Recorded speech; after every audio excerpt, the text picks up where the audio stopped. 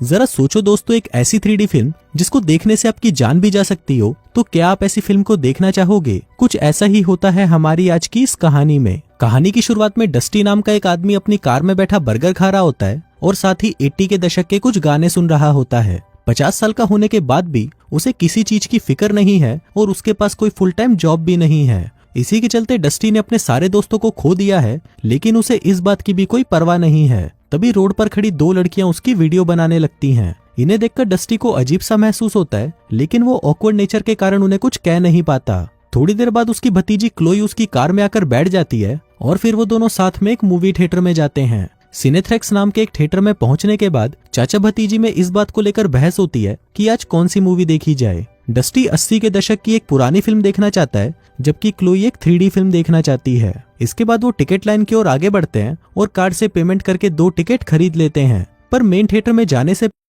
Movie के चाहने वालों, हम आपके लिए लेकर आए हैं एक धमाका ऑफर। नेटफ्लिक्स और अमेजोन पर भारी भरकम छूट आपके सामने अभी प्लान लिखे हुए हैं। अगर आपको हमारे प्लान चाहिए तो दिए गए व्हाट्सएप नंबर पर कांटेक्ट करें। नेटफ्लिक्स और अमेजोन जैसे किसी भी प्लेटफॉर्म के लिए संपर्क करें। पहले डस्टी अपने 3D चश्मे डस्टबिन में फेंक देता है और अपना खुद का भारी भरकम चश्मा निकालता है। इसे वो शिफ्टर्स कहता है। डस्टी 3D मूवी से नफरत करता है, इसलिए वो ये शिफ्टर्स लाया था ताकि इनकी मदद से वो 3D मूवीज को नॉर्मल 2D में देख सके। डस्टी क्लोई के लिए भी एक्स्ट्रा शिफ्टर्स लाया था, लेकिन क्लोई वो ग्लासेस पहनने से मना कर देती है। इसके बाद डस्टी कैंटीन में जाकर कोल्ड ड्रिंक और पॉपकॉर्न खरीदता है। तभी वहाँ पर कुछ टीनेजर्स उसके मजे लेते हैं और उसे कहते हैं कि अंकल, हमको लगता है कि आप गलती से 3D सेक्शन में आ गए हो। फिर जब डस्टी मेन थिएटर के अंदर आता है तो वो सिनेथ्रेक्स के मैनेजर को देखता है, जिसका नाम जैक है। वो क्लोई के साथ फ्लर्ट कर रहा होता है। हालांकि जैसे ही डस्टी उसके पास जाता है तो जैक कोई बहाना बनाकर वहाँ से निकल लेता है और उसी समय क्लोई के 2 दोस्त आकर क्लोई के बगल में बैठ जाते हैं। अब डस्टी को क्लोई की सारी प्लानिंग समझ आती है कि उसके साथ मूवी देखने आना सिर्फ उसके घर से बाहर निकलने का बहाना था। डस्टी क्लोई को अपने साथ बिठाने की कोशिश करता है, लेकिन क्लोई उसके साथ नहीं बैठना चाहती। ये सुनकर डस्टी उदास हो जाता है, लेकिन फिर भी वो क्लोई की सीट के पीछे बैठने का फैसला करता है। जल्द ही जैक स्टेज पर आकर अनाउंस करता है कि फिल्म शुरू होने वाली है। जैक फिल्म शुरू होने से पहले कुछ नियम बताता है कि कोई भी फिल्म देखते समय अपने फोन का इस्तेमाल नहीं करेगा और सभी लोगों को अपना सिनेथ्रेक्स चश्मा लगाकर ही मूवी देखनी है। थिएटर में बैठे सभी लोग मूवी की एक्साइटमेंट में चिल्लाना शुरू कर देते हैं और फाइनली फिल्म चोजन शुरू हो जाती है। ये फिल्म एक लव स्टोरी पर आधारित होती है, जिसमें बहुत ही घटिया किस्म की एक्टिंग थी, लेकिन फिर भी थिएटर में बैठे लोग इसके अल्ट्रा रियलिस्टिक एक्शन के कारण फिल्म को एंजॉय कर रहे थे।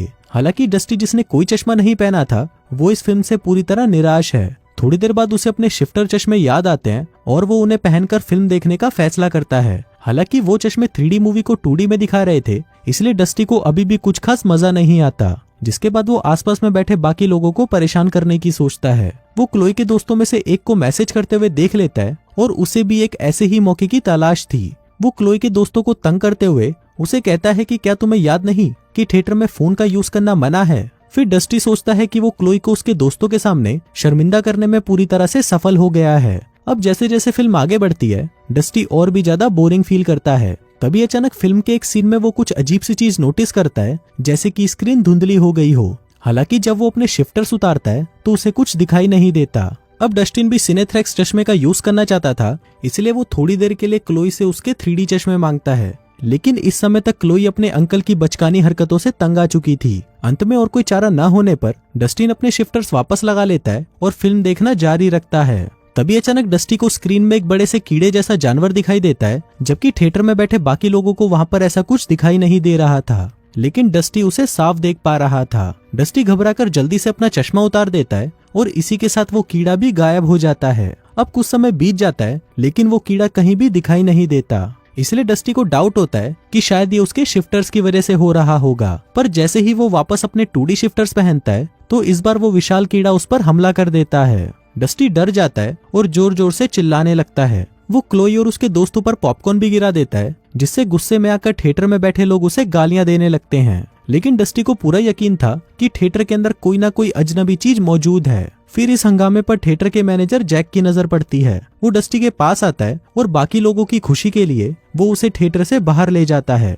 अब ये देखकर क्लोई डर जाती है और उनके पीछे चली जाती है। थिएटर से बाहर आने के बाद डस्टी जैक को यह समझाने की कोशिश करता है कि स्क्रीन में से कोई भयानक चीज निकली और उसने उस पर हमला कर दिया। लेकिन जैक उसे कहता है कि आपके जमाने में लोग अल्ट्रा 3D एक्शन को असलियत समझ बैठते हैं, लेकिन वहां पर ऐसा कुछ भी नहीं है। अब ज्यादा बहस न करते हुए डस्टिन अपने रिफंड की मांग करता है और घर वापस जाने का फैसला करता है। लेकिन क्लोई घर वापस नहीं जाना चाहती थी क्योंकि वो इस फिल्म को पूरा देखना चाहती है। जिसके बाद वो डस्टिन को वहीं छोड़कर वापस थिएटर में चली जाती है। डस्टिन उसके पीछे जाने की कोशिश करता है, लेकिन जैक उसे ये कहते हुए रोक देता है कि अब उसको अंदर जाने की परमिशन नहीं है। लेकिन क्योंकि वो मेन हॉल में इंतजार नहीं कर सकता था, इसलिए जैक उसे प्रोजेक्शन रूम में ले जाता है। वहां पर जैक और उसके एम्प्लॉयज बातें करते हैं कि कैसे सिनेथ्रेक्स अपने सुपर रियलिस्टिक सिनेमैटिक्स और विजुअल्स के कारण दुनिया पर कब्जा कर लेगा। अब 2D का जमाना चला गया है और अब उसकी जगह 3D ने ले ली है। वो डस्टिन को भी इस फिल्म को 3D में आजमाने के लिए कहता है और फिर भी उसे ये फिल्म पसंद नहीं आती तो वो उसके पैसे उसी वक्त रिफंड कर देगा। फिर जैक डस्टिन को सिनेथ्रेक्स ग्लासेस देता है, लेकिन एक लंबी सोच विचार के बाद डस्टिन ग्लासेस लेने से मना कर देता है, जिस वजह से सिनेथ्रेक्स के एम्प्लॉयज गुस्सा हो जाते हैं और अचानक सभी ज़ॉम्बीज बन जाते हैं। फिर वो डस्टिन पर हमला करते हैं, लेकिन तभी डस्टिन अपनी जेब से एक सड़ा हुआ बर्गर निकालकर उसे उन ज़ॉम्बीज के मुंह में ठूस देता है और किसी न किसी तरह से उनसे अपना पीछा छुड़ाता है। फिर डस्टिन मेन हॉल की तरफ भागता है और बिल्डिंग से बाहर निकलने का रास्ता ढूंढने की कोशिश करने लगता है। हालांकि ये इम्पॉसिबल है कि सिनेथ्रेक्स के सारे एम्प्लॉयज अब ज़ॉम्बीज में बदल चुके हैं और सबके सब डस्टिन की तलाश में जुट जाते हैं। तभी डस्टिन एक स्टोर रूम में जाकर छुप जाता है। वो खुद को एक ऐसी भयानक चीज करने के लिए तैयार करता है जिससे वो सबसे ज्यादा नफरत करता था। वो क्लोई को काफी सारे मैसेजेस भेजता है जिसमें वो अब तक की गई सभी गलतियों की माफी मांगता है। वो क्लोई को खोने का डर जताता है और उसे आने वाले खतरे से आगाह करता है। लेकिन इससे पहले कि वो ऐसा कुछ कर पाता, जैक और उसके लोग दरवाजा काटकर अंदर घुस जाते हैं। इधर क्लोई अपने अंकल को माफ कर देती है और उनके अगले मैसेज का इंतजार करती है, लेकिन उसके पास कोई मैसेज नहीं आता। और जब वो डस्टिन के शिफ्टर्स को नीचे जमीन पर पड़ा देखती है तो वो उन्हें उठाकर पहन लेती है। जिसके बाद उसे भी वो विशाल जानवर दिखाई देता है जिसने अब पूरे स्क्रीन पर कब्जा कर लिया था। वो जानवर थिएटर में बैठे सभी लोगों का खून चूसकर सभी को ज़ॉम्बीज बना देता है, जिसका मतलब अब एकमात्र क्लोई ही बची थी जो ज़ॉम्बी नहीं थी।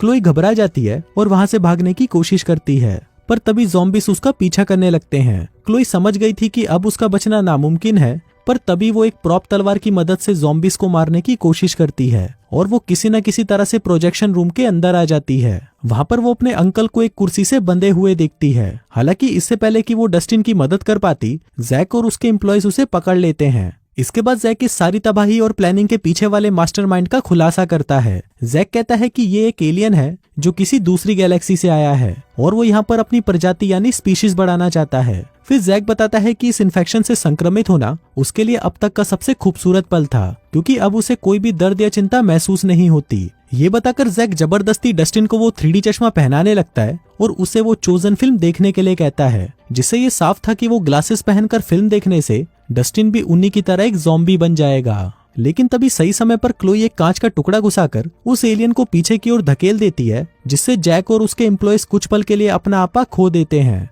जिसके बाद क्लोई अपने अंकल को वहां से आजाद कर देती है। लेकिन इससे पहले कि वो भाग पाते, जैक अपने मुंह से एक एलियन का जाल निकालता है जो क्लोई को पकड़ लेता है और उसे भी इन्फेक्ट करना चालू कर देता है। फिर क्लोई के चेहरे से भी नसें निकल जाती हैं, जिसका मतलब था कि अब वो एक ज़ॉम्बी बन चुकी थी। लेकिन तभी डस्टिन एक कुल्हाड़ी से 80s के हीरो की तरह जैक का गला काट देता है, लेकिन इसका कोई मतलब नहीं था क्योंकि क्लोई तब तक पूरी तरह से इन्फेक्टेड हो चुकी थी। फिर जल्दी ही वो दोनों बिल्डिंग के मेन डोर तक आ जाते हैं और फिर जब डस्टिन दरवाजा खोलता है तो वो देखता है कि बाहर के शहर को एक विशाल एलियन ने तबाह कर दिया है। इसका मतलब ये है कि पूरी दुनिया को एलियन ने अपने कब्जे में ले लिया है। वहीं क्लोई भी अपने असली रूप में आ जाती है। वो डस्टिन को इस बदलाव और फैक्ट को स्वीकार करने के लिए कहती है कि अब यहाँ से बाहर निकलने का कोई रास्ता नहीं है। अब डस्टिन अपना मन बदल ले, इसलिए वो सभी इन्फेक्टेड लोग एक साथ गाना भी गाते हैं। लास्ट में ये महसूस करते हुए कि उसके पास अब कोई चारा नहीं है, डस्टिन हार मान लेता है और उनके साथ गाना गाना शुरू कर देता है। यहाँ से सीन शिफ्ट होता है और अब सभी लोग थिएटर के अंदर वापस आ जाते हैं